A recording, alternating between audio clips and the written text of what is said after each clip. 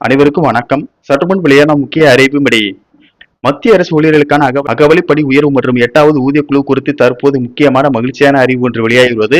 இதை பத்தி விரிவாக நம்ம வீடியோல பார்க்க போறோம். வீடியோவை கடைசி வரைக்கும் ஸ்கிப் பண்ணாம பாருங்க. வீடியோக்குள்ள போறதுக்கு முன்னாடி இந்த வீடியோ லைக் பண்ண பிரஸ் பண்ணிக்கோங்க. இப்பதான் அந்த சேனலுக்கு ஃபர்ஸ்ட் டைம் இருக்குன்னா சப்ஸ்கிரைப் பட்டனை பிரஸ் பண்ணிக்கோங்க. கூடவே பெல் ஐகான் பட்டனை பிரஸ் பண்ணிக்கோங்க. வாங்க வீடியோக்குள்ள போகலாம்.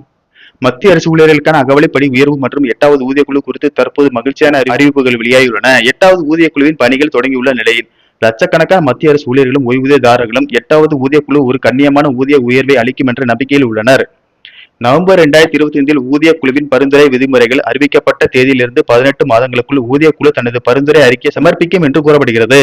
ஜனவரி 1, 2026 முதல் ஊதிய மற்றும் ஓய்வூதியங்களின் குறிப்பிடத்தக்க உயர்வுகளை 8வது ஊதிய குழு அமல்படுத்தும் என்று தகவல் வெளியாகியுள்ளது.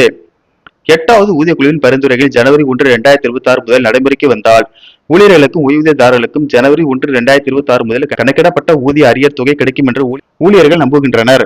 8வது ஊதிய குழு தனது பரிந்துரைகளை 2027 ஆண்டின் இறுதிக்குள் சமர்ப்பித்து அதன் அமலாக்கம் 2028 வரை நீட்டித்தால் ஜனவரி 1, 2026 முதல் நடைமுறைக்கு வரும் புதிய ஊதிய விகிதங்களின் அடிப்படையில் ஊழியர்கள் நிலுவைத் தொகையை பெறுவார்கள் என்று எதிர்பார்க்கப்படுகிறது.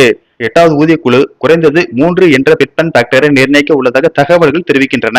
அகவலைப்படி உயர்வு ஒவ்வொரு ஆண்டும் 2 முறை அகவலைப்படி உயர்வு அரசு வழங்குகிறது. ஜனவரி மாதத்தில் ஒரு அகவலைப்படி உயர்வும் மற்றும் ஜூலை மாதத்தில் ஒரு அகவலைப்படி உயர்வும் அரசு ஊழியர்களுக்கு வழங்கப்படுகிறது. இந்த நிலையில் மார்ச் மாதத்தில் அமைச்சரவை கூட்டம் நடக்க வாய்ப்புள்ளதாகும். இதில் அகவலைப்படி பற்றிய அறிவிப்பு வெளியாகும் என்று அரசு வட்டாரங்கள் தெரிவிக்கின்றன. இந்த மாதம் மத்திய அமைச்சரவை கூட்டத்தில் அகவலைப்படி உயர்வு பற்றிய அறிவிப்புகள் வரக்கூடும் என்று எதிர்பார்க்கப்படுகிறது. அதன்படி மத்திய அரசு ஊழியர்களின் அகவலைப்படி 2% முதல் 3% வரை இருக்கும் என்று தகவல்கள் தெரிவிக்கின்றன. நன்றி, வணக்கம்.